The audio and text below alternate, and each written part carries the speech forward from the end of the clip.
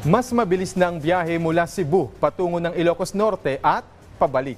Kasunod ito ng inilunsad na direct flights na naglalayong mapalakas hindi lang ang ekonomiya kundi ang palitan ng kaugalian at kultura ng dalawang probinsya. Yan ang ulat ni Jesse Atienza ng PTV Cebu.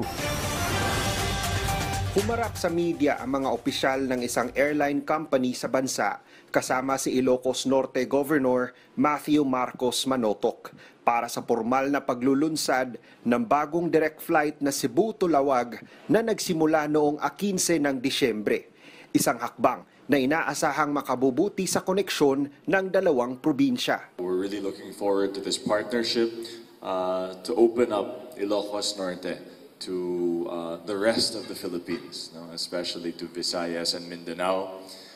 Most of our tourism currently comes from the Manila area, and we know that there are a lot of interested kababayans here in the Visayas and the Mindanao areas that want to visit Ilocos but don't necessarily want to pass Manila. Kilala ang probinsya ng Ilocos Norte sa kanilang mga tourist site gaya ng sand dunes sa bayan ng Paway, ang Kapurpurawan Rock Formation sa bayan ng Burgos, at ang Tanyag na windmills.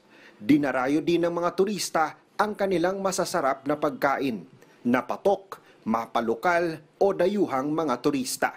It's very convenient because technically before, if you go to Ilocos Norte, you have to take Manila. That's around 1.5 hours from Cebu, a flight, and then half a day trip to Ilocos Norte. But right now, it's very convenient because it will only take you about 2.5 hours to reach Ilocos Norte. Governor Matthew Manotoc is really hands-on.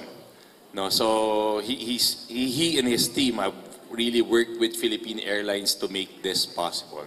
We do have passengers that would want to go to Ilocos Norte, and visit the province of Ilocos Norte via Lawag, coming not only from Cebu but also from other parts of Visayas and Mindanao. Sa ngayon, 2 beses kada linggo ang direktang flight ng Cebu to Lawag at Lawag to Cebu. Inaasahan ding makatutulong sa business sector ang bagong direct flight. Mula sa PTV Cebu, Jesse Atienza, para sa Bayan.